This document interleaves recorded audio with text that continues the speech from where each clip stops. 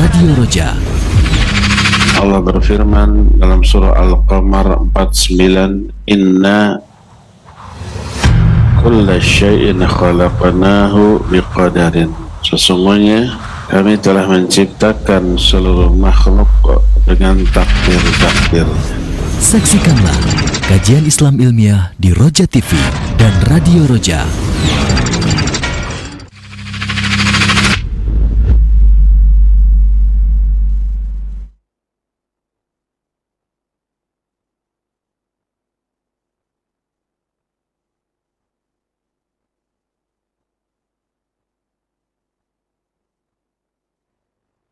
Assalamualaikum warahmatullahi wabarakatuh. Alhamdulillah wassalatu wassalamu ala Rasulillah wa ala alihi wa sahbihi wa mawala. Saudaraku seiman dan seakidah sahabat Roja dimanapun Anda berada, masih bersama dengan kami di saluran tilawah Al-Quran dan kajian Islam.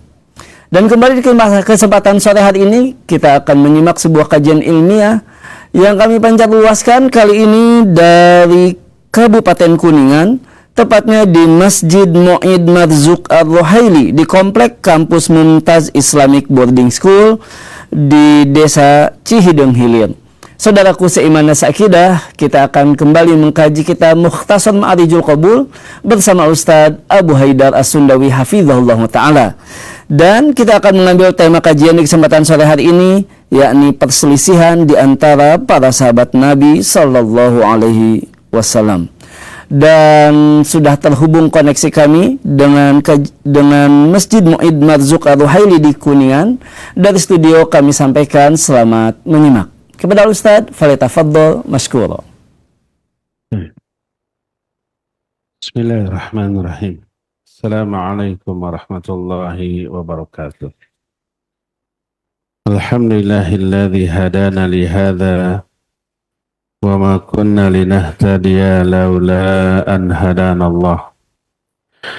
Wa asyhadu an la ilaha illallah wahdahu la syarika lah iqraran bihi wa tauhidan wa asyhadu anna Muhammadan abduhu wa rasuluh sallallahu alaihi wa ala alihi wa ashabihi wa sallama tasliman mazida wa ba'd.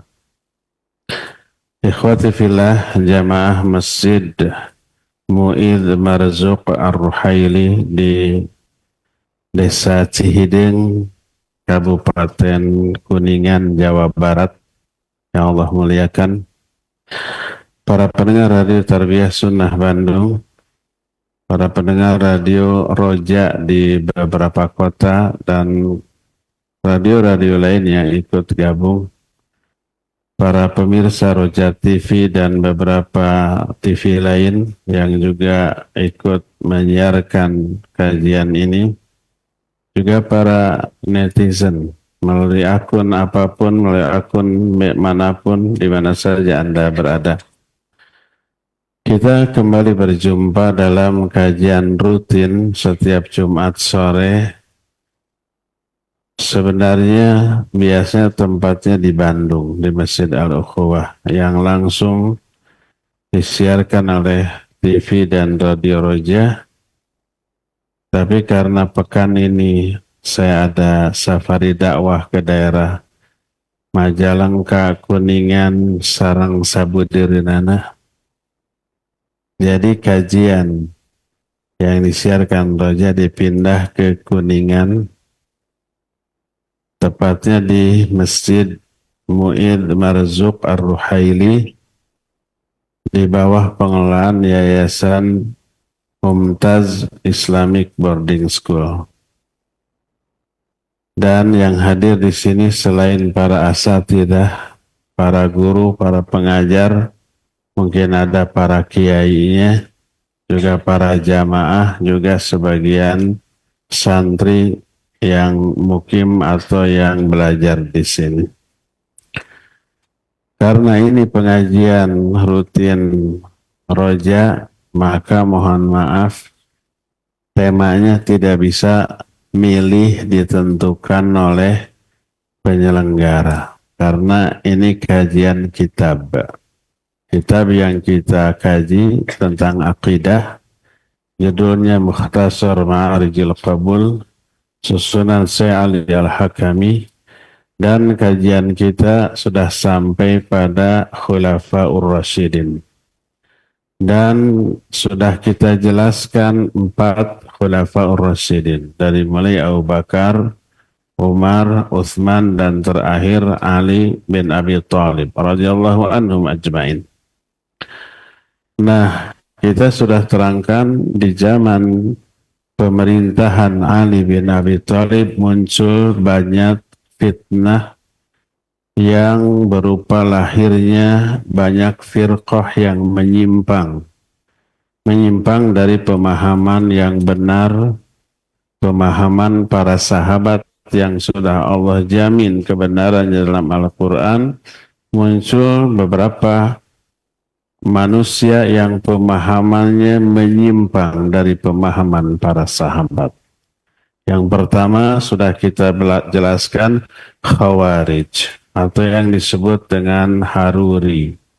Kenapa Khawarij disebut Haruri? Sebab mereka tinggal di sebuah desa namanya Haruro, maka orang-orang yang menetap di sana disebut dengan Haruriyin, atau dengan nama lain yang kita kenal yaitu Khawarij.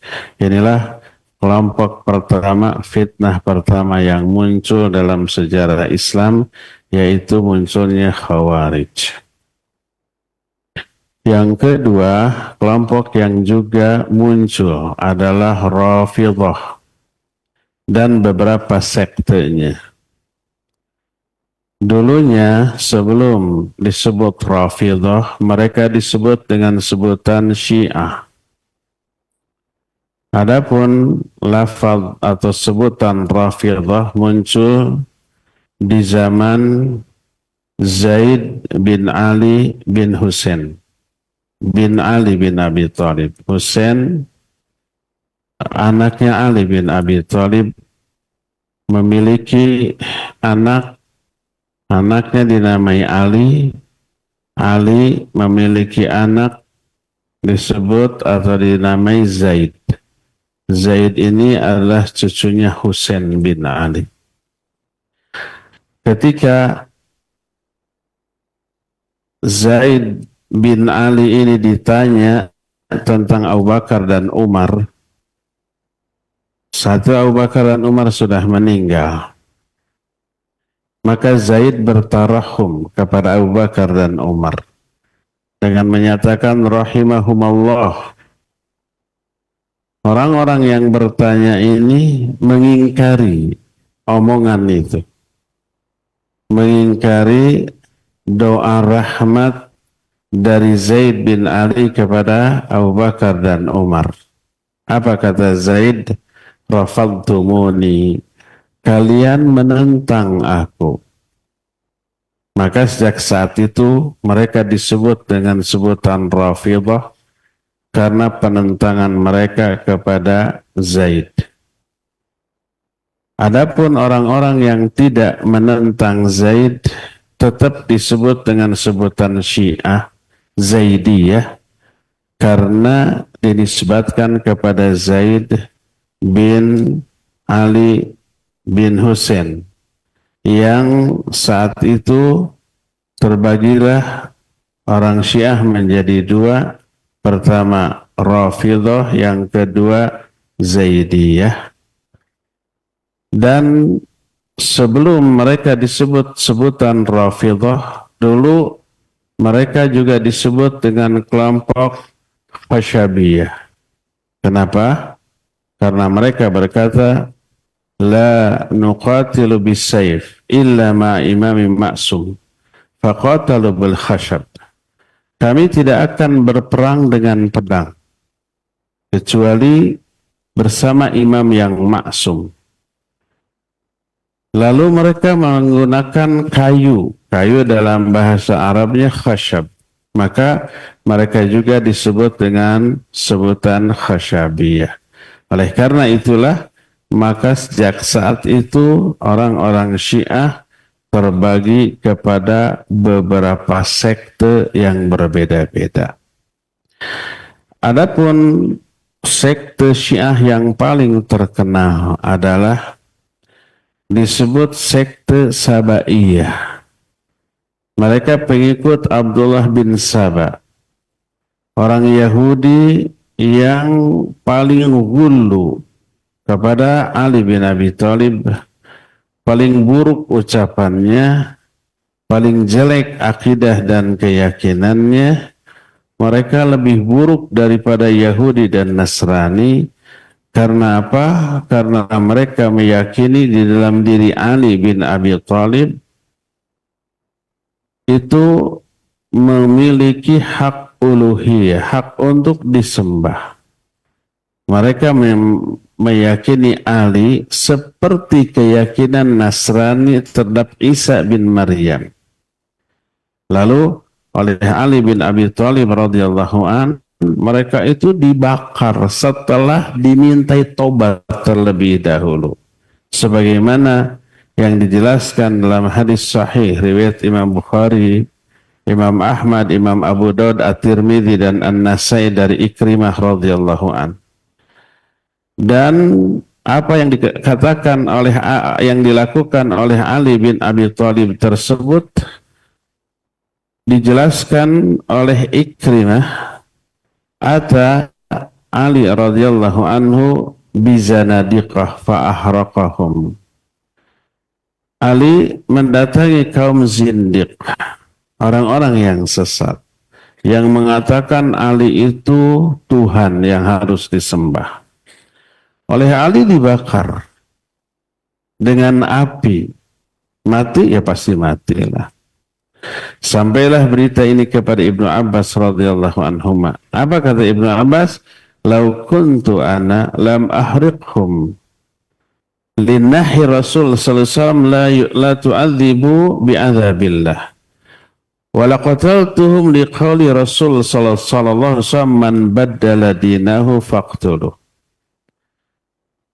Kata Ibnu Abbas, seandainya aku berada di posisi Ali, aku tidak akan membakar mereka. Karena larangan Rasul sallallahu alaihi wasallam, jangan kalian menyiksa dengan siksaan Allah. Allah menyiksa dengan apa? Dengan api. Kita nggak boleh menyiksa dengan api. Sekalipun menjatuhkan hukuman mati nggak boleh dibakar. Jadi kata Ibnu Abbas, aku nggak akan membakar mereka karena ada larangan. Tapi aku pasti membunuh mereka karena Nabi SAW bersabda, siapa yang merubah agamanya, bunuhlah dia. Dan orang-orang Syiah sudah merubah. Bagian yang paling fundamental dari agama itu tauhid. Harusnya Allah diesakan satu-satunya sembahan, lalu mereka meyakini Ali bin Abi Thalib juga sebagai sesembahan. Tokoh utama dari kelompok Sabaiyah ini adalah Abdullah bin Saba. Dia Yahudi, lalu menampakkan keislaman dan mengada-adakan keyakinan yang batil seperti ini. Dirinci secara lebih detail oleh Al-Imam Ibnu Hajar Al-Asqalani dalam kitab Fathul Bari Syarah Sahih Bukhari. Sebuah riwayat yang diterima dari Abdullah bin Syuraik Al-Amiri.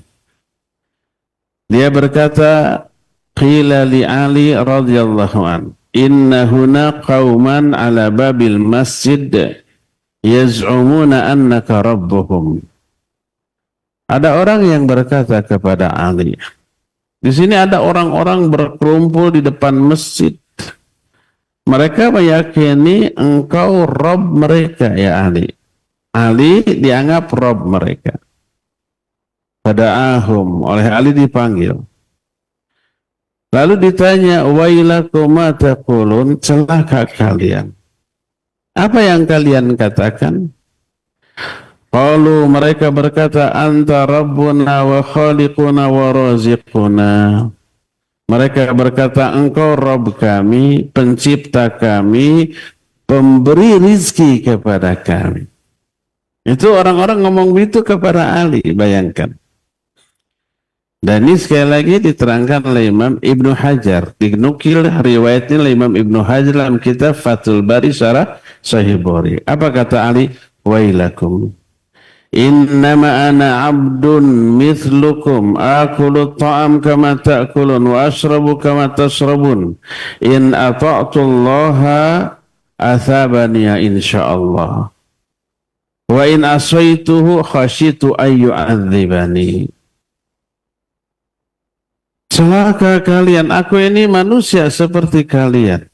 Aku makan seperti kalian makan, aku minum seperti kalian minum.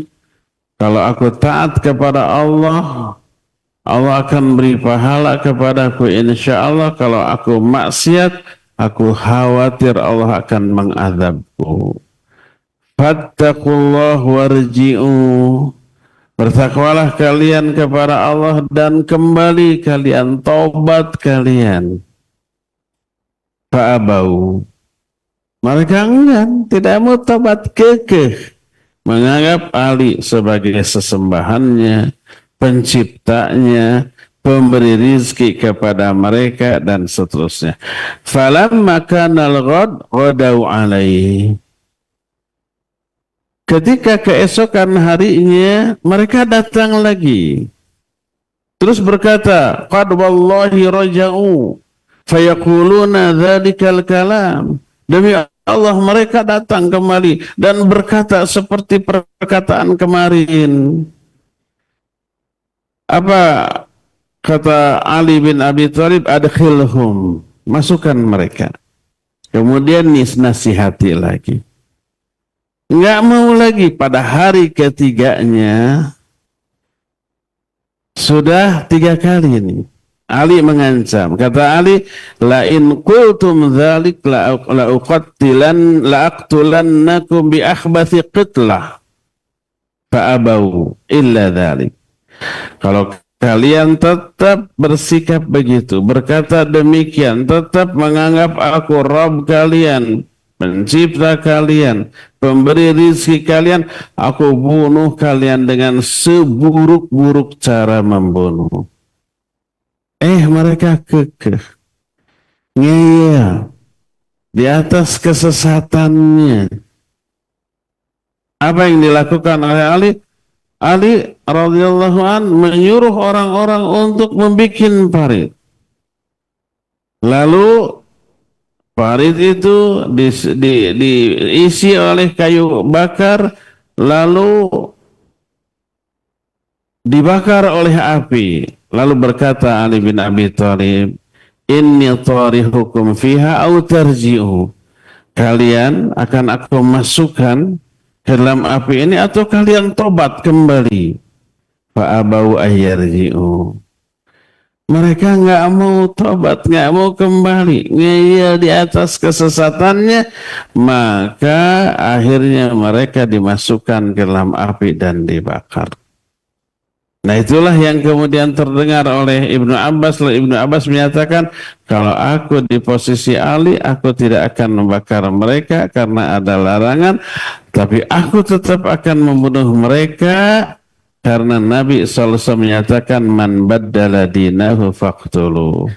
Inilah kelompok Sabaiyah. Ini kelompok pertama. Kedua, ada lagi kelompok Nasiriyah. Ini salah satu sekte Syiah. Siapa mereka? Mereka meyakini Ali satu-satunya sesembahan, lebih parah. Mereka menyatakan la ilaha illa Ali. Tidak ada sesembahan kecuali Ali. Sampai mereka membuat sebuah syair. Isi syairnya akidah mereka. Mereka bilang, asyhadu an la ilaha illa Haidarah al-adra al-batin. Wala sabila ilaihi illa Muhammad as-sadiq al-amin. Wala hijaba alaihi illa Salman dzul quwwatil matin. Kata mereka, aku bersaksi tidak ada sembahan yang hak kecuali Haidarah. Haidarah itu singa yang sangat kuat. Dan itu adalah julukan bagi Ali bin Abi Thalib. Ibnu Mandur dalam kitab Lisanul Arab berkata Haidara al-Asad. Haidara itu singa. Kadang disebut Haidar saja tanpa tak marbutoh. Berkata Ibnul Arabi, Abu Bakar Ibnul Arabi, ulama Ahlus Sunnah, bukan Ibnu Arabi, beda. Kata Ibnu Arabi, Al-Haidar fil Asad mithal Malik fin Nas. Haidar di kalangan para singa seperti raja di kalangan manusia. Jadi Haidar atau Haidara itu rajanya para singa, tapi bukan raja singa. Jadi apa Haidar itu artinya? Raja di kalangan para singa. Itu baru Haidarnya, apalagi bapaknya. Keriyatullah.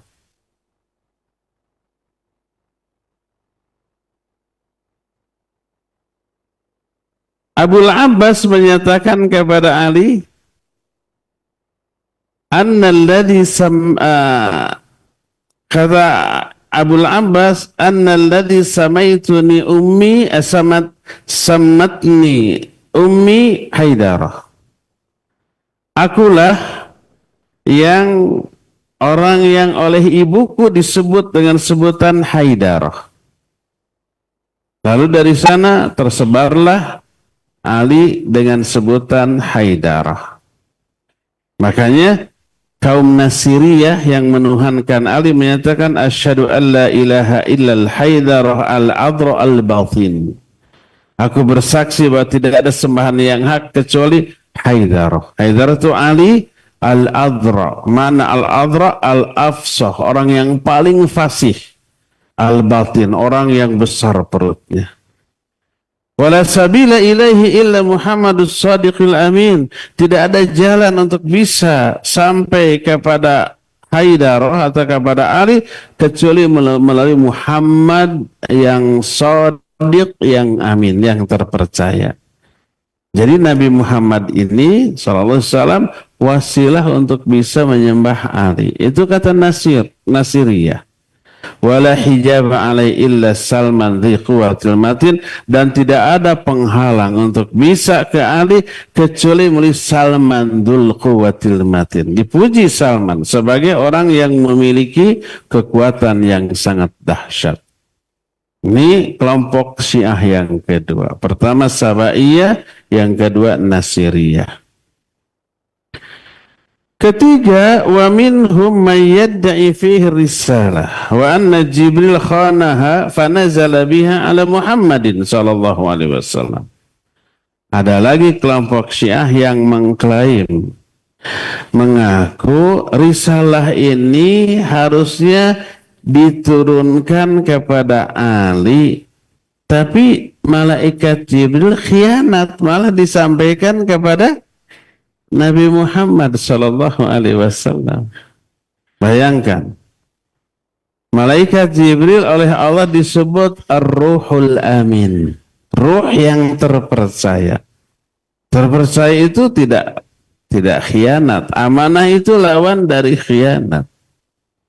Oleh Allah disebut Ar-Ruhul Amin, nazala bihi Ruhul Amin. Al-Quran dibawa oleh Ar-Ruhul Amin, maksudnya malaikat Jibril. Oleh si Syiah disebut pengkhianat. Terus yang nggak masuk akalnya, ke ayat pertama turun surah Al-Alaq ayat 5, yang Allah turunkan melalui malaikat Jibril kepada Nabi SAW, saat itu usia Ali bin Abi Thalib belum balik, baru 8 tahun. Dan beliau masuk Islamnya waktu usia 8 tahun. Sudah kita jelaskan di pertemuan yang lalu. Masa 8 tahun sudah jadi nabi, dapat risalah, kan mustahil. Balik juga belum, ya. Alasan mereka sama sekali nggak masuk akal. Kalau toh benar malaikat Jibril khianat, harusnya kepada Ali malah disampaikan kepada Muhammad SAW. Masa Allah diam? Ya enggak. Mustahil Allah diam. Pasti Jibrilnya akan diazab oleh Allah Azza wa Jalla karena khianat. Karena itulah alasan mereka nggak masuk akal. Harusnya ini wahyu diturunkan kepada Ali, malah diturunkan kepada Nabi Muhammad SAW. Jibril khianat, oleh Allah disebut Ar-Ruhul Amin, yang amanah, oleh si Syiah disebut sebagai pengkhianat. Lagi pula ketika wahyu pertama turun, usia Ali bin Abi Thalib baru 8 tahun, sehingga mustahil kalau usia 8 tahun harus menerima wahyu. Inilah kelompok ketiga. Ada lagi orang Syiah yang mengklaim bahwa di dalam diri Ali terkandung kemaksuman. Ali ini maksum, nggak pernah salah, nggak pernah dosa. Begitu juga turunannya. Mereka memandang kekhalifahan Abu Bakar, Umar, Uthman itu batil.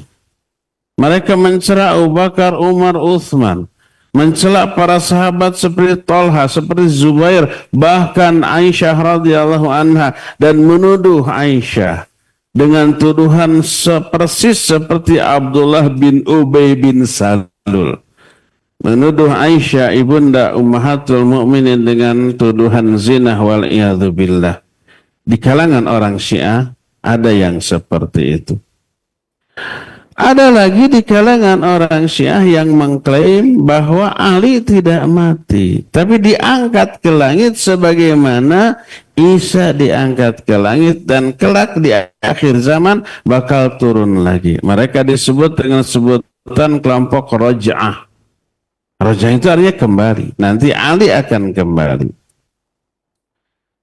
Ada lagi kelompok Syiah yang mengklaim Nabi SAW wasiat ke umatnya bahwa seusai beliau meninggal, yang boleh menjabat kepemimpinan adalah Ali dan turunannya.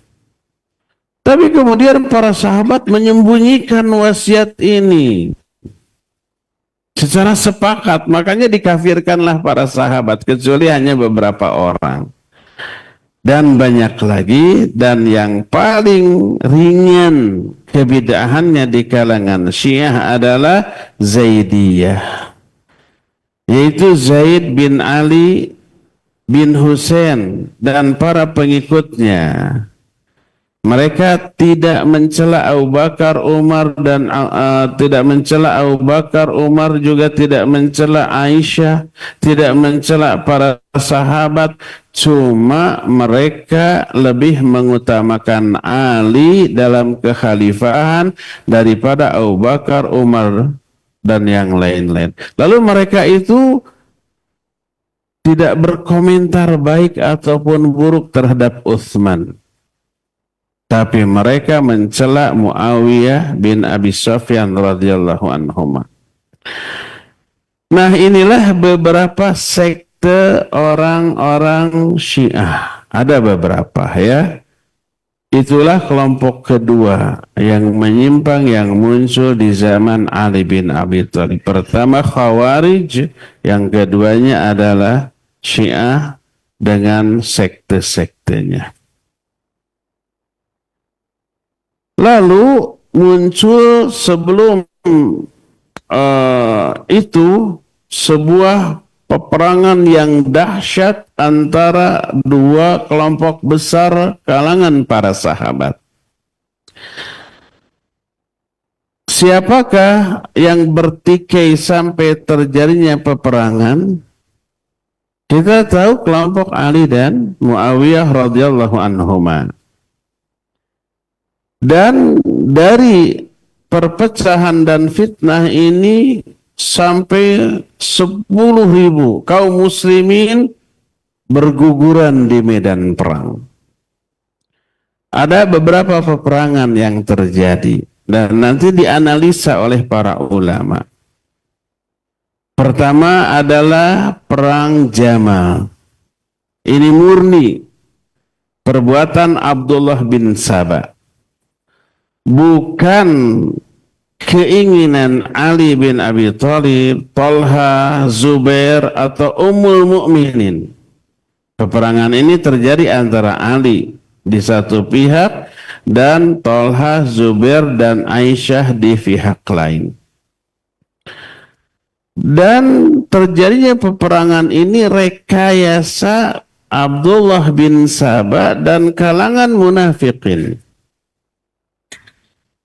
Karena apa? Karena saat itu ketika Utsman bin Affan dibunuh dan ternyata pembunuhnya itu pendukung Ali bin Abi Thalib radhiyallahu anhu, maka Muawiyah, Talha, Zubair, Aisyah berijtihad. Mereka mewakili keluarga Utsman menuntut untuk dieksekusinya pembunuh Utsman yang berlindung di bawah kekuasaan Ali bin Abi Thalib. Ketika situasi tegang dan Ali bin Abi Thalib saat itu belum bertindak. Karena apa?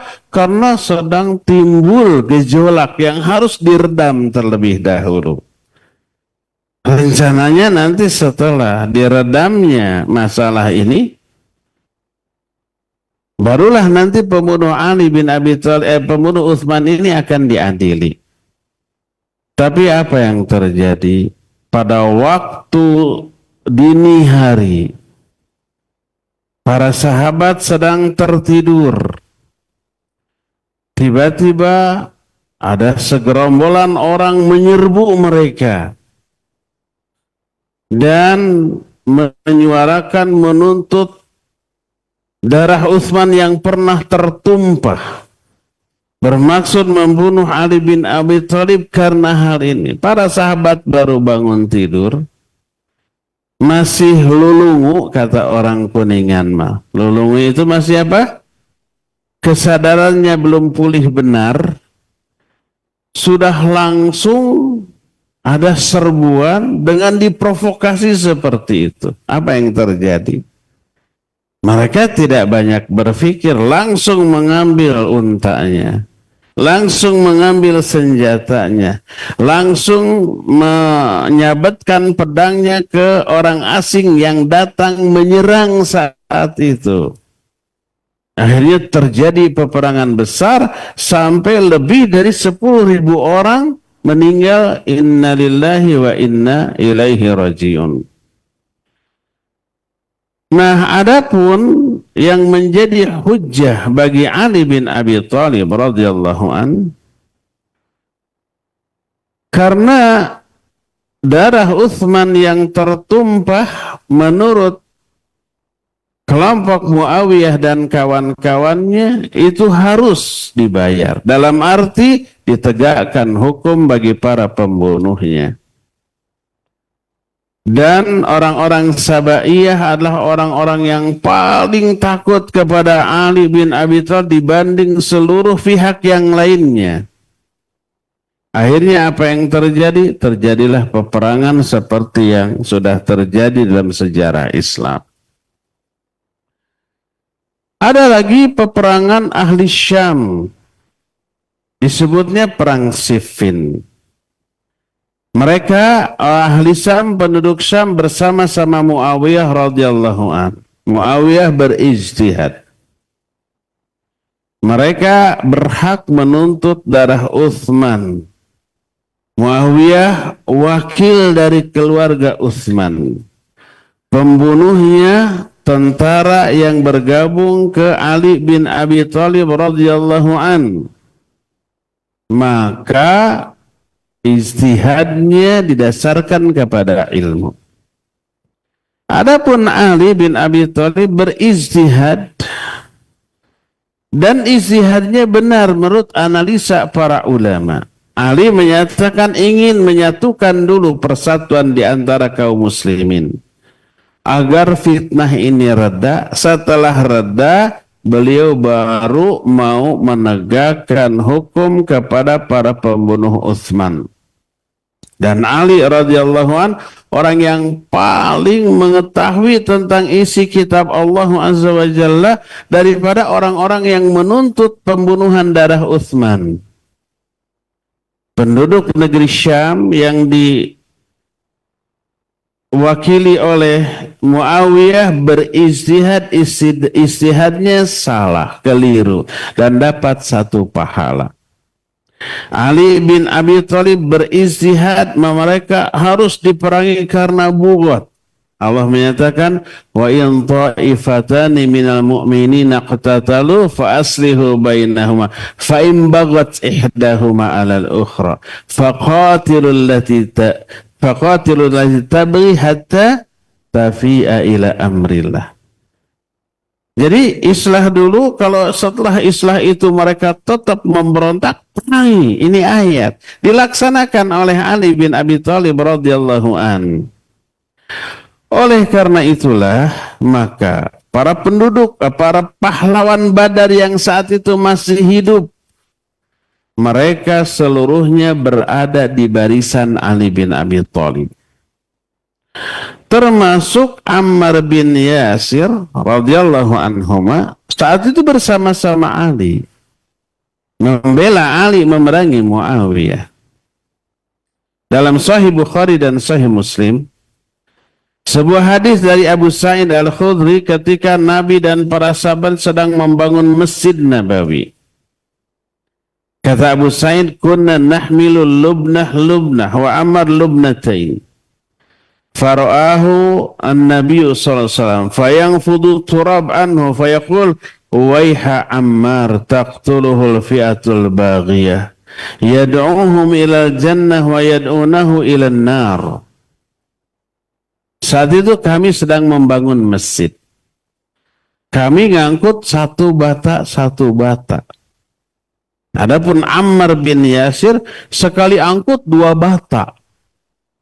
Batanya tentu saja berbeda dengan bata merah atau bata kok di kita ya. Wallahu alam kayak apa. Pokoknya 1 bata. Berat mungkin.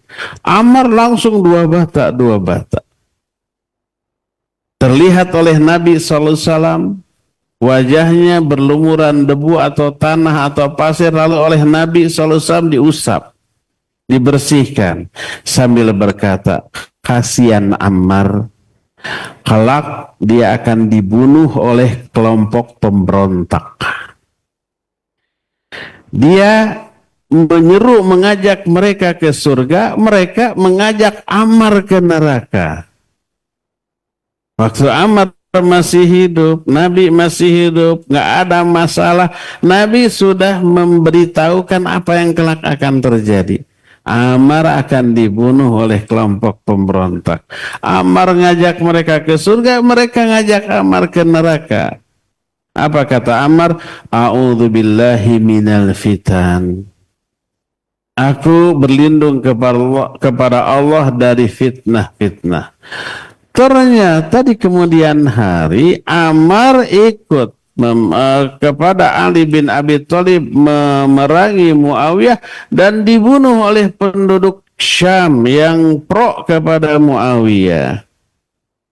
Benarlah ucapan Rasul sallallahu alaihi wasallam tentang Ammar.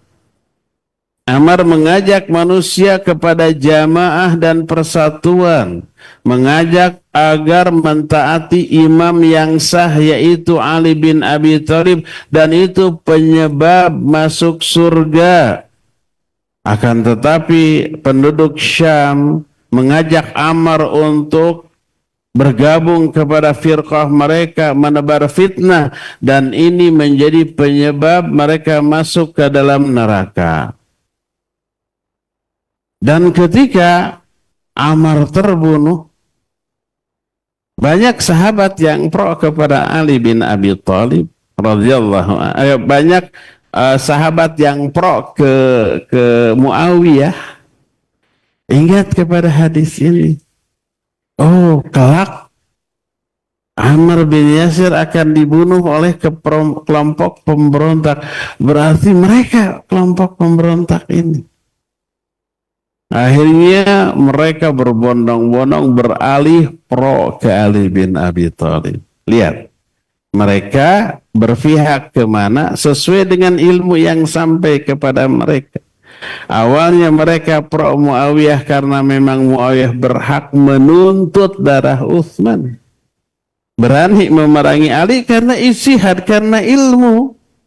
Setelah ada kasus terbunuhnya Ammar, ingat ke hadis, oh Ammar akan dibunuh oleh kelompok pemberontak. Mereka kaget dan takut. Akhirnya mereka pindah ke Ali bin Abi Thalib. Jadi sikapnya bukan karena ikut-ikutan, tapi karena dalil.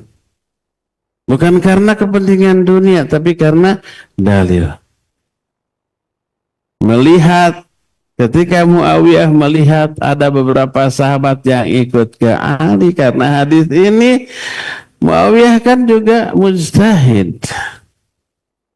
Dia mengatakan sebenarnya yang membunuh Ammar itu Ali, bukan kita. Kenapa? Karena Ali lah yang mengajak Ammar untuk bergabung bersama mereka ikut perang. Ya perang mah nggak bisa milih-milih lawan dan kawan. Siapa yang ada sebagai lawan dibunuh. Jadi yang membunuhnya adalah Ali bin Abi Thalib. Itu kata Muawiyah. Mendengar hujah Muawiyah ini, sebagian sahabat yang sudah pro kali mikir lagi, oh iya benar ya, balik lagi ke Muawiyah. Melihat begitu, apa kata Ali bin Abi Thalib radhiyallahu anhu? Beliau menyatakan, kalau begitu Nabi SAW telah membunuh Hamzah pamannya. Karena Nabi lah yang telah mengajak Hamzah ke perang Uhud. Padahal kita tahu yang membunuh Hamzah siapa? Wahsy. Atas suruhan istrinya Abu Sufyan, siapa namanya? Hindun. Dengan janji kebebasannya. Yang membunuh Hamzah bin Abdul Muttalib dalam perang Uhud adalah Wahsy. Tertembus dadanya oleh siapa? Oleh tombak yang dilemparkan. Nah, kalau memang logikanya kayak Muawiyah tadi, berarti Nabi SAW telah membunuh Hamzah pamannya. Kan gitu ya. Mikir lagi, pindah lagi. Bayangkan gitu. Tapi dari sini kita melihat para sahabat gabung ke siapapun, ke Ali atau ke Muawiyah, bukan karena kepentingan dunia, bukan karena ikut-ikutan, tapi karena ijtihad dengan dalil. Maka siapapun yang benar dan siapapun yang salah, kena dengan hadis idza ijtahadal hakimu fa asaba faqad falahu ajrun fa idza akhta falahu ajrun wahid. Kalau seorang hakim berijtihad, seorang ulama berijtihad, ijtihadnya benar, dapat 2 pahala. Kalau ijtihadnya salah, dapat 1 pahala dan kesalahannya dimaafkan atau diampuni. Oleh karena itulah maka Ali bin Abi Thalib tentu saja tidak dikatakan sebagai pembunuh Ammar bin Yasir. Sebagaimana Nabi juga tidak dikatakan pembunuh Hamzah bin Abi Thalib hanya karena ngajak berperang. Tapi yang membunuhnya adalah siapa yang melukai, menancapkan senjatanya ke tubuh Umar. Oleh karena itulah maka Ali bin Abi Thalib radhiyallahu an tidak dikatakan sebagai pembunuh Ammar. Lalu didukung dengan satu hadis yang sahih yang masih juga diterima dari Abu Sa'id radhiyallahu an. Ketika mengomentari kasus ini, kata Nabi SAW, yaqtuluhum adna ta'ifataini ilal haqq. Bahwa nanti mereka, orang-orang yang pemberontak tersebut akan dibunuh oleh salah satu di antara 2 kelompok yang paling dekat kepada kebenaran. Dalam riwayat yang disebutkan, qatalahum awla ta'ifati bil haq. Mereka akan dibunuh oleh kelompok yang paling berhak terhadap kebenaran. Berdasarkan hal itulah maka apa yang terjadi di kalangan para sahabat sampai berperang, pertama wajib diyakini mereka bukan berperang karena hawa nafsu, tapi berperang sebagai hasil ijtihad mereka masing-masing dari dalil-dalil yang mereka kuasai dan fahami. Kenapa Ali memerangi Muawiyah? Karena Muawiyah dianggap kelompok bugot, pemberontak, wajib diperangi. Adapun Muawiyah kenapa memerangi Ali? Karena dia berhak menuntut darah Utsman yang tertumpah, yang berlindung di bawah kekuasaan Ali bin Abi Thalib. Demikian juga sahabat dan tabi'in yang mengikuti kedua-duanya didasarkan pada ijtihadnya masing-masing, bukan karena hawa nafsu, kepentingan dunia atau kedengkian kepada sesama muslim. Tapi ada yang memprovokasi di kalangan orang-orang Yahudi, di kalangan orang-orang munafikin yang memang memperkeruh suasana sehingga terjadilah peperangan yang dahsyat ini. Makanya siapapun yang benar di antara dua pihak dapat dua pahala, yang salah dapat satu pahala dan kesalahannya diampuni oleh Allah Azza wa Jalla.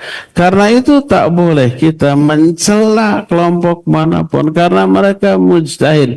Sebagaimana kalau kita menemukan ada ulama ijtihad, lalu hasil ijtihadnya kita anggap keliru atau salah dibandingkan dengan ijtihad ulama lain, ulama yang ijtihadnya salah ini tidak boleh kita cela, tidak boleh kita sesatkan, kita bid'ahkan, kita nyatakan bahwa mereka itu menyimpang secara sengaja dari kebenaran. Tidak. Nabi SAW menyatakan, idza ijtahadal hakimu fa asaba falahu ajrun wa idza akhta falahu ajrun wahid. Orang yang ijtihad, asal dia ahli ijtihad, memenuhi syarat untuk ijtihad, dan para sahabat memenuhi syarat itu. Kalau ijtihadnya benar dapat dua pahala, kalau salah tetap dapat satu pahala. Akan tetapi kasus ini tidak mencederai citra baik Ali bin Abi Thalib radhiyallahu anhu. Beliau tetap termasuk salah satu di antara 4 khulafaur rasyidin. Sebagaimana hadis Sufainah radhiyallahu an. Berkata Rasul sallallahu alaihi wasallam, kata Sufainah, al-khilafatu 30 sanah, thumma takunu ba'da dzalika malika. Al-khilafah sepeninggalku itu ada 30 tahun. Setelah berlalu 30 tahun masa kekhalifahan, akan muncullah raja. Lalu berkata Sufainah, fahud sanatai Abi Bakar wa 10 Umar wa 12 Uthman wa 6 Ali radhiyallahu anhum ajmain. Coba hitung oleh kalian 30 tahun ini. Pertama, Abu Bakar berkuasa 2 tahun. Umar bin Khattab berkuasa 10 tahun. Dan Uthman bin Affan berkuasa 12 tahun. Berapa tuh? 2 tambah 10, 12. Tambah 12, 24. Dan Ali 6 tahun. Persis 30 tahun. Ada lagi yang menghitung Khulafaur Rasyidin itu 5 dengan hitungan yang lebih detail daripada yang dilakukan oleh Sufainah tadi, yaitu kekhalifahan Abu Bakar secara rinci adalah 2 tahun 3 bulan. Adapun Al-Faruq Umar bin Khattab, dia berkuasa 10 tahun 6 bulan. Jumlahkan 2 tahun 3 bulan tambah 10 tahun 6 bulan. Jadi 12 tahun 9 bulan. Kekhalifahan Utsman 12 tahun kurang 12 hari. Jumlah harinya juga dihitung. Dan kekuasaan Ali 4 tahun 9 bulan. Jadi kurang dari 30 tahun. Dan ditambah digenapkan dengan kekhalifahan Hasan bin Ali bin Abi Thalib selama 6 bulan. Jadi pas saja itu 30 tahun. Karena apa? Karena ketika Hasan menjadi khalifah selama 6 bulan, di sanalah terjadinya persatuan di antara dua kelompok yang tadinya bertikai di kalangan kaum muslimin. Hasan demi persatuan sudah menanggalkan kekuasaannya, diserahkan kepada Muawiyah, dan seluruh kaum muslimin ijma atau sepakat untuk mengangkat Muawiyah sebagai penguasa saat itu. Maka tahun itu dalam sejarah disebut dengan sebutan Amul Jamaah, tahun persatuan. Sejak saat itu tidak ada lagi pertikaian, tidak ada lagi peperangan, tidak ada lagi saling bunuh-bunuhan, sehingga Muawiyah menjadi raja pertama dan raja terbaik dalam sejarah kehidupan kaum muslimin sejak saat itu, ya. Nah, sejak saat itu maka tidak ada lagi pertikaian yang melibatkan pertengkaran, permusuhan, dan peperangan di kalangan kaum muslimin, karena jasa besar Hasan bin Ali bin Abi Thalib yang setelah berkuasa 6 bulan dia lebih rela menyerahkan kekuasaannya demi kepentingan yang jauh lebih besar, ya. Inilah beberapa fitnah yang terjadi di zaman Ali bin Abi Thalib, ya. Untuk sekarang cukup sampai di sini saja dulu karena kajian kita cuma 1 jam. Sisa waktu yang ada kita akan gunakan untuk tanya jawab. Nanti materi berikutnya tidak di Kuningan lagi. Entah di tempat lain di Bandung, entah di tempat lain, tapi tetap disiarkan oleh radio dan TV Roja di hari Jumat jam 4 sampai menjelang maghrib. Tetap siapa yang penasaran dengan materi berikutnya tentang kehidupan para sahabat, tentang Ahlul Bait, dan yang terpenting analisa dan sikap para ulama di dalam menanggapi perselisihan di kalangan para sahabat, itu yang lebih penting nanti akan kita bahas di pertemuan-pertemuan yang akan datang.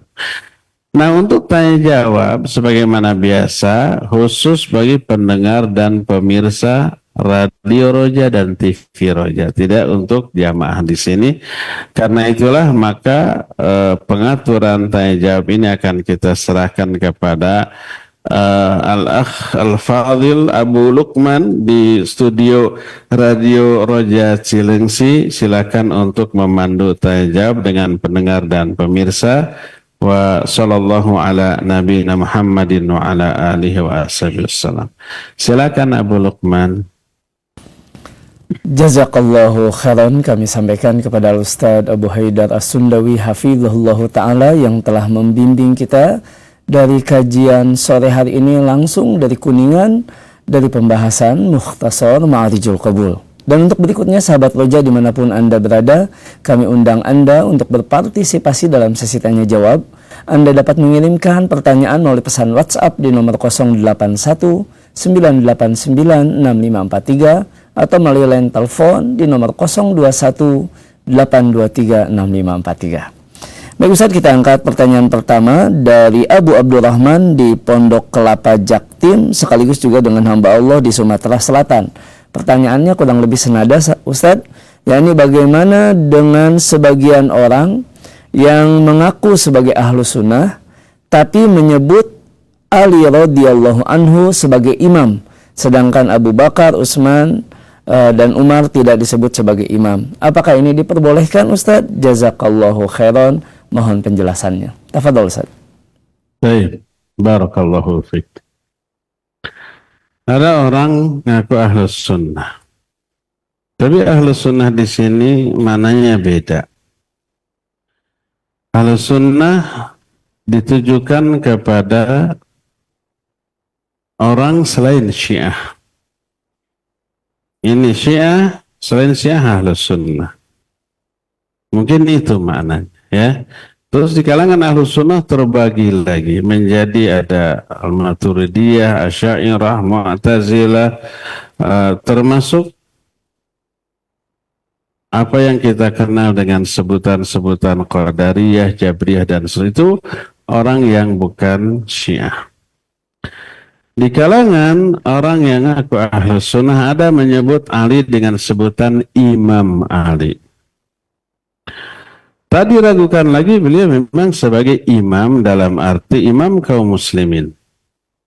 Sama dengan Abu Bakar, Umar, Utsman, dan termasuk Muawiyah. Imam kaum muslimin pada zamannya masing-masing.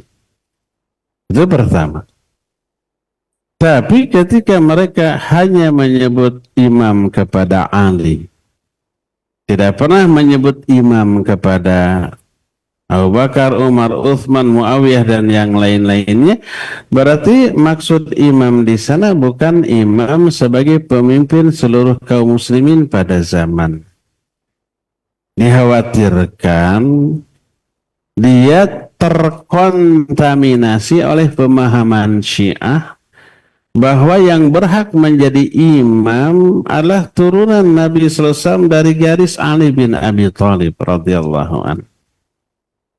Jadi Ali, Hasan, Husain, Ali Zainal Abidin, terus tadi Zaid, terus itu disebut imam. Dan imam dalam pandangan orang Syiah bukan sekedar pemimpin, tapi adalah lebih dari itu, selevel dengan Nabi SAW. Omongan imam, perbuatan imam disebut hadis. Sebagian dari mereka ada yang mendudukkan para imam sampai kepada kedudukan Allah Azza wa Jalla. Kita diselamatkan oleh Husain gitu. Ada kan videonya di YouTube juga ketika orang-orang Ahlus Sunnah menumpang pesawat lalu terjadi turbulensi, guncangan. Apa mereka? Allahu Akbar gitu kan, lalu berdoa kepada Allah Azza wa Jalla. Setelah selesai guncangan itu, mereka menyatakan Alhamdulillah.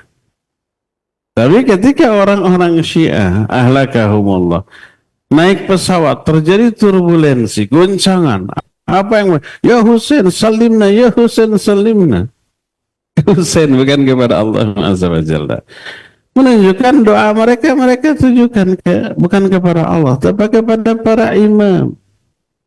Imam itu rujukan dalam beragama, bukan sekedar pemimpin seluruh kaum Syiah, tapi lebih dari rujukan.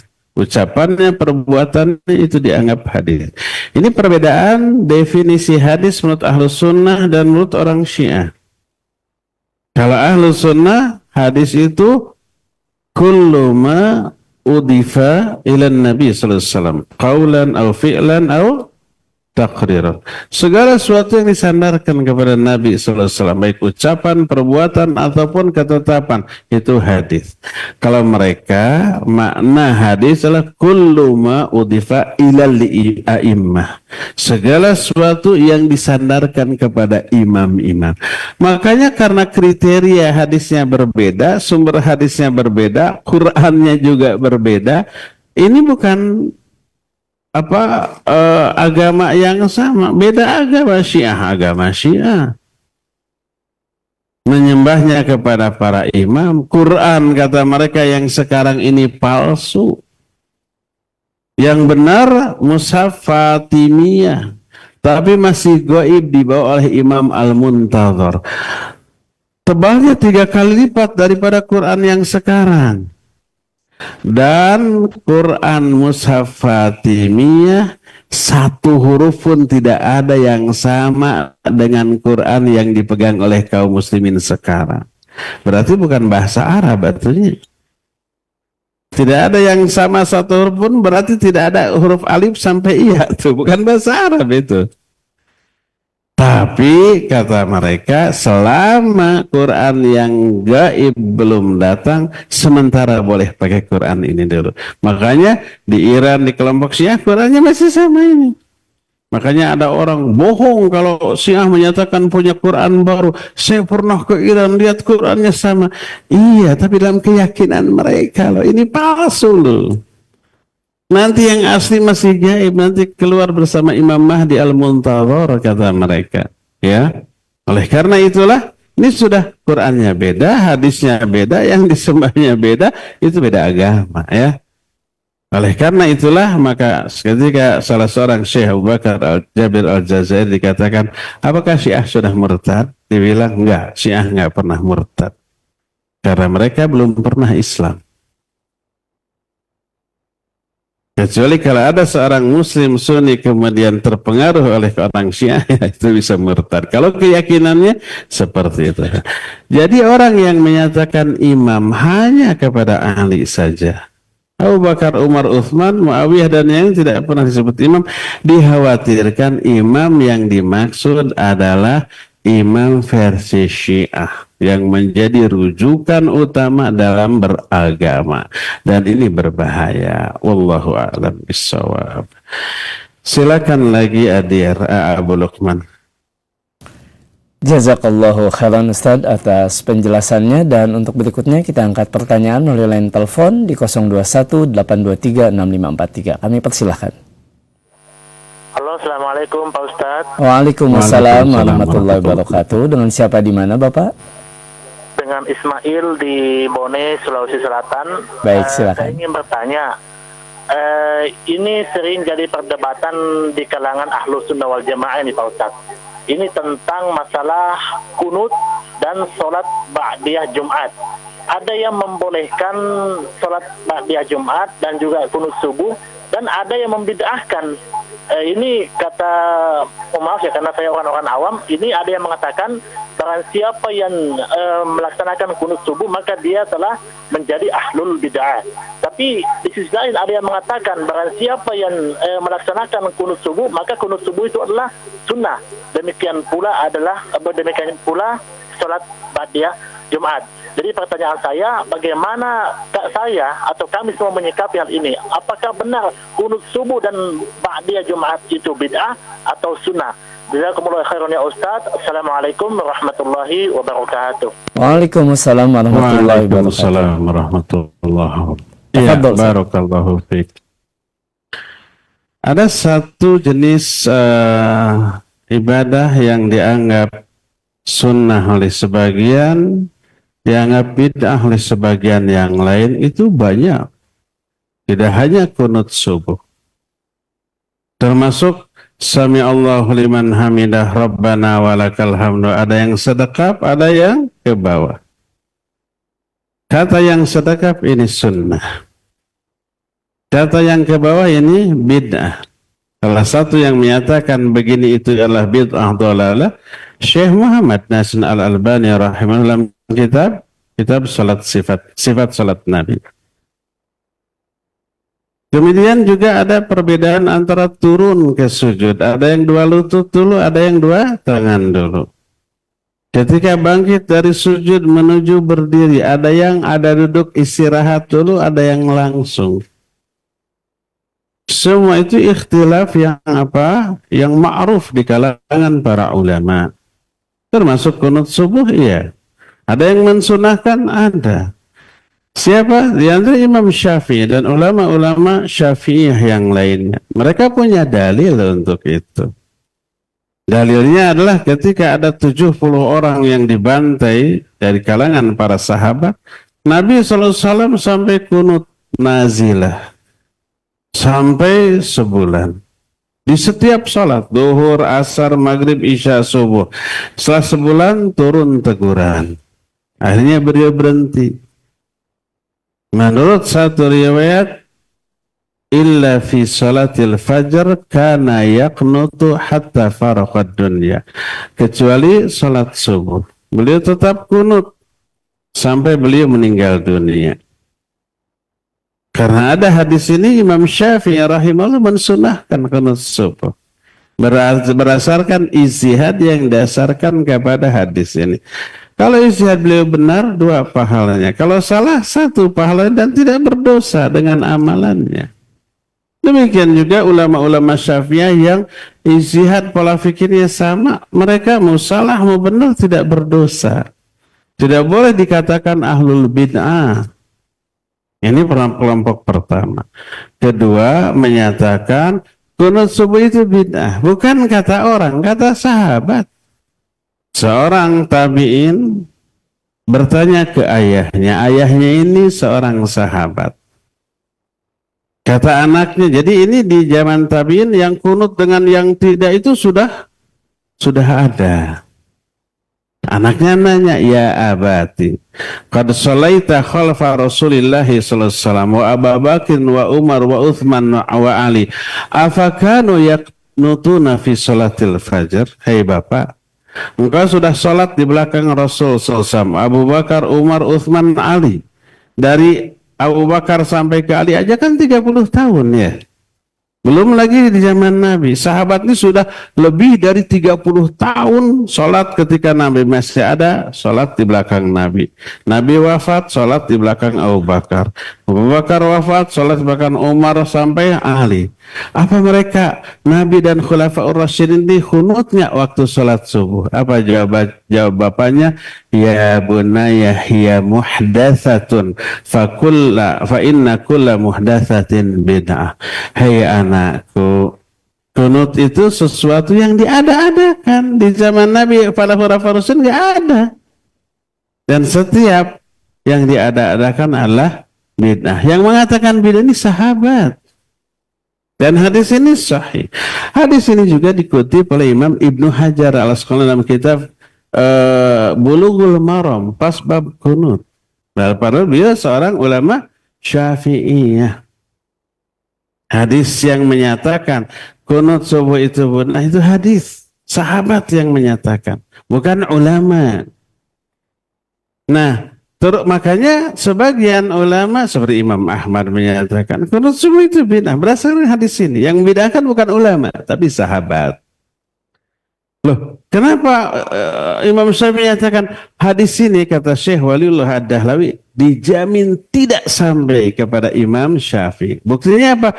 Di kitab-kitab Ar-Risalah, Sunan Imam Syafi'i tidak ada. Kalau ada, sampai pasti beliau akan menukil hadis ini dan berpegang teguh kepada hadis ini. Terus bagaimana dengan hadis bahwa Nabi qunut sampai meninggal?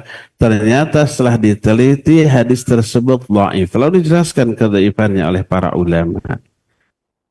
Oleh karena itu sebagian ulama Syafi'iyah menyatakan tidak qunut salat subuh adalah madhab Syafi'i. Karena Imam Syafi'i menyatakan in sahal hadis fahuwa madhabi. Kalau ada satu hadis yang sahih itu madhab aku.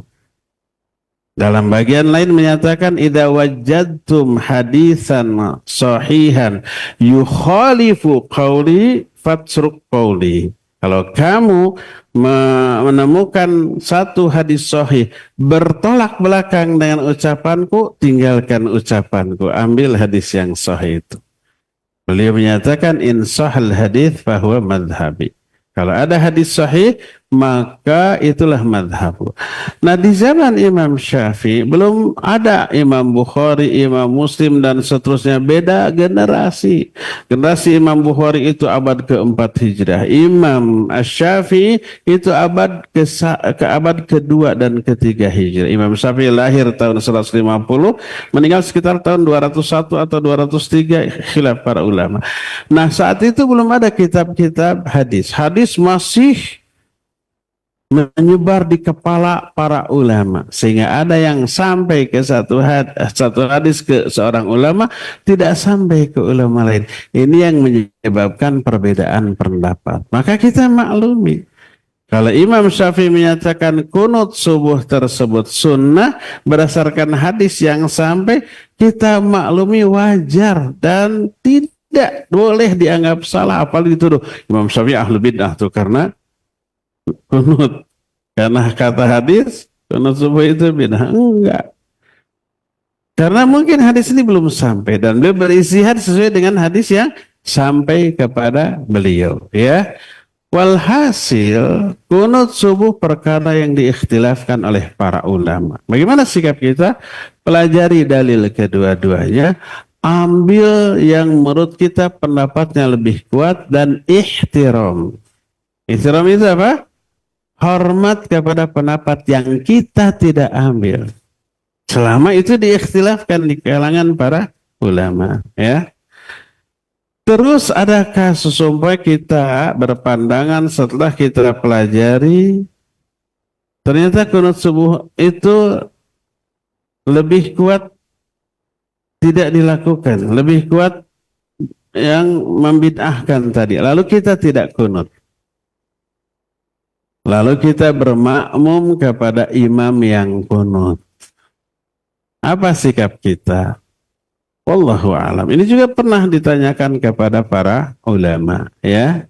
Dan ada banyak contoh dari para ulama. Kalau saya pribadi, kalau sholat subuh imam kunut, saya ikut kunut. Kenapa? Pertama, berdasarkan hadis yang sahih riwayat Imam Bukhari.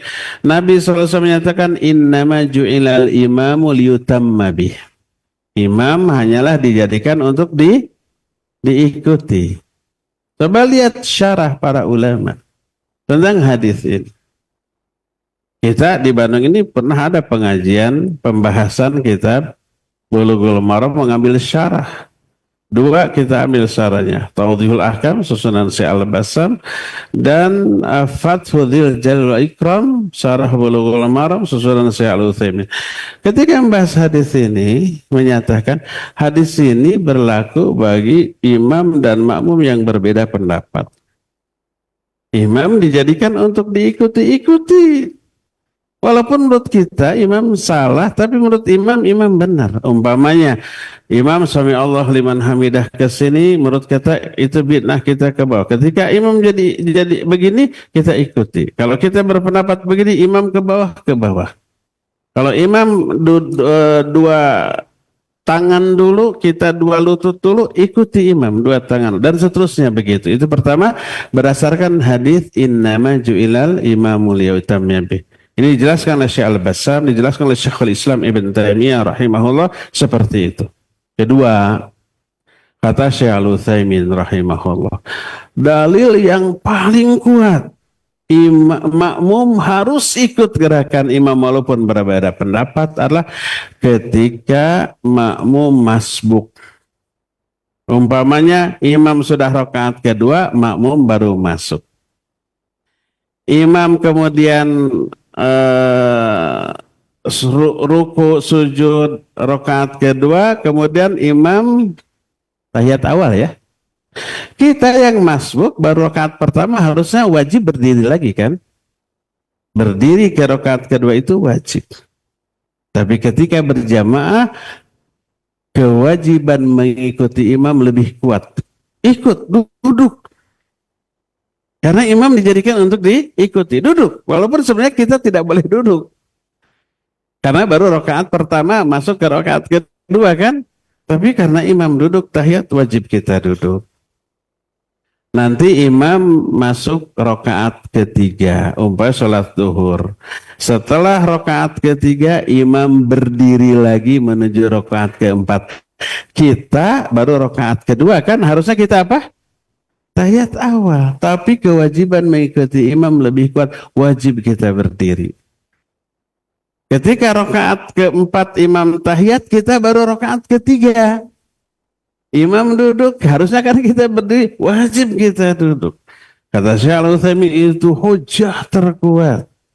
Makmum wajib ikut imam dalam perkara-perkara yang seperti itu, apalagi yang hanya diikhtilafkan. Oleh karena itulah, maka ikutilah imam walaupun kita berbeda pendapat dengan imam dalam hal tersebut, karena kewajiban mengikuti imam lebih kuat. Oleh karena itu banyak terjadi contoh di kalangan para ulama. Dahulu Imam Syafi'i rahimahullah berkunjung ke madrasahnya Imam Abu Hanifah. Imam Abu Hanifah tidak sholat subuh. Tidak kunut subuh. Imam Abu Hanifah sudah meninggal saat itu. Tapi murid-muridnya Abu Yusuf dan yang lain-lainnya ada. Begitu Imam Syafi'i ke sana disambut biasa. Pas waktu sholat subuh kita akan persilakan Imam Syafi'i jadi imam. Tapi gimana? Pasti beliau kunut. Menurut kita kunut itu bid'ah gimana? Diskusi murid-murid Imam Abu Hanifah. Berdasarkan hujah yang lebih kuat kita ikuti kunut. Akhirnya mereka siap kunut. Pas sholat subuh Imam Syafi'i jadi imam, makmumnya siap kunut, ternyata Imam Syafi'i tidak kunut. Ketika ditanya, kenapa tidak kunut? Apa beliau? Saya ihtiram kepada Imam Abu Hanifah yang dikuburkan di dekat sini. Coba bayangkan para ulama. Kedua, Syekh Al-Albani rahimahullah menyatakan Sami Allahu liman hamidah Rabbana walakal hamdu, itu bid'ah dhalalah. Lihat buku sifat salat Nabi, ya, bid'ah dhalalah. Sementara para masyayikh di Saudi, Syekh bin Baz, Syekh Al-Utsaimin, Syekh Al-Basa menyatakan ini sunnah. Suatu saat Syekh Al-Albani ke Riyadh bermakmum di belakang Syekh bin Baz. Dan ternyata saya bilang Sami Allahu liman hamidah sedekah. Apa yang dilakukan? Beliau juga Syekh Al-Albani ikut sedekah. Setelah beres ditanya, bukankah Anda menyatakan bahwa ini itu bid'ah? Kenapa Anda lakukan? Innama ju'ilal imam liyutam. Imam dijadikan untuk diikuti. Saya nggak tahu kisah ini benar atau enggak. Tapi ini mutawatir. Dan saya pernah bertanya ke salah satu Syekh Ali Hasan Al-Athari rahimahullah. Saya jumpa kepada beliau, saya ceritakan kisah ini. Saya dengar kisah ini benar enggak? Beliau bilang, saya juga pernah dengar kisah ini sering, tapi saya enggak tahu apa kejadian. Tapi seandainya ini terjadi, yang saya tahu tentang Syekh, bila ini memang kejadian, pasti kejadiannya akan begitu. Saya tahu pendapat saya, prinsip saya. Kalau memang beliau menyatakan ini bid'ah, tapi bermakmum di belakang Syekh bin Baz, pastilah beliau akan ikut sedekah. Berdasarkan hadis innama ju'ilal imamu liyutamma bih. Ini wallahi saya menceritakan dengan sebenarnya. Dan ketika itu di Makkah, di Masjidil Haram. Ketika ketemu saya tanya ini, beliau menjawab seperti itu, ya. Coba lihat indahnya toleransi dalam perbedaan. Karena itulah maka perbedaan dalam masalah fikih tidak boleh dijadikan alasan untuk saling membenci, saling memusuhi, saling membid'ahkan. Bahkan nggak mau sholat bareng, beda mazhabnya ya tama. Bahkan yang paling parah nggak mau nikah sama orang yang tidak sama fikihnya. Lihat sholatnya, oh beda, nggak mau, nggak jadi dilamar.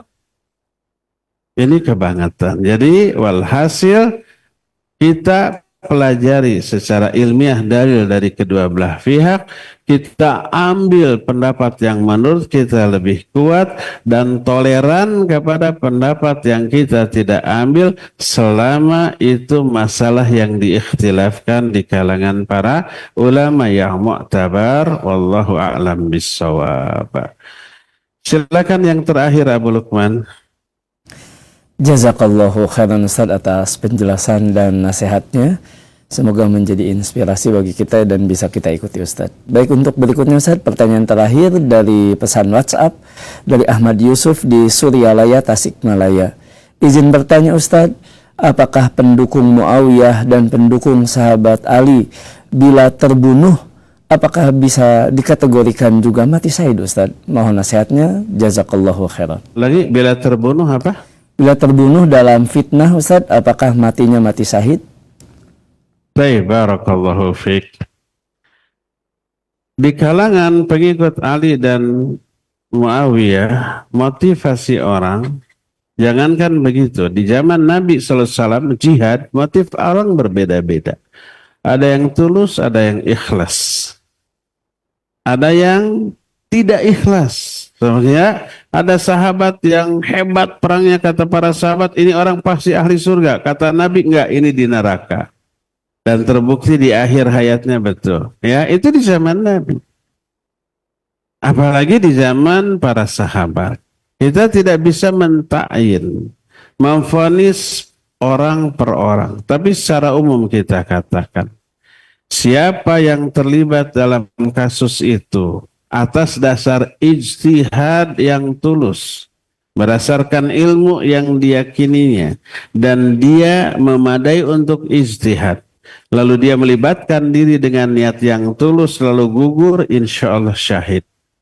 Tapi siapa saja orang yang terlibat dalam pertempuran tersebut karena hawa nafsu, karena tendensi-tendensi dan obsesi duniawi, maka jangankan di zaman sahabat, walaupun perang melawan orang kafir tapi niatnya tidak ikhlas, maka ancaman neraka tertuju kepada orang seperti itu. Wallahu a'lam. Cukup ya sampai di sini. Nanti kelanjutan materinya akan kita teruskan di hari Jumat yang akan datang, tapi sekali lagi tidak di sini lagi, entah di tempat mana ya. Wa sallallahu ala nabiyina Muhammadin wa ala alihi wa ashabihi wasallam. Wassalamualaikum warahmatullahi wabarakatuh. Waalaikumsalam warahmatullahi wabarakatuh. Kami ucapkan jazakallahu khairan kepada Ustaz Abu Haidar As-Sundawi hafizahullah ta'ala yang telah membimbing kita di kesempatan kajian sore hari ini langsung dari Kuningan, Jawa Barat. Dan kami ucapkan pula jazakumullahu khairan untuk sahabat Roja dimanapun Anda berada. Semoga ilmu yang kita pelajari di kesempatan sore hari ini menjadi ilmu yang bermanfaat, yang menambah iman dan melahirkan amal-amal soleh. Mohon maaf atas segala kekurangan dan sampai berjumpa kembali di kesempatan yang akan datang. Wassalamualaikum warahmatullahi wabarakatuh.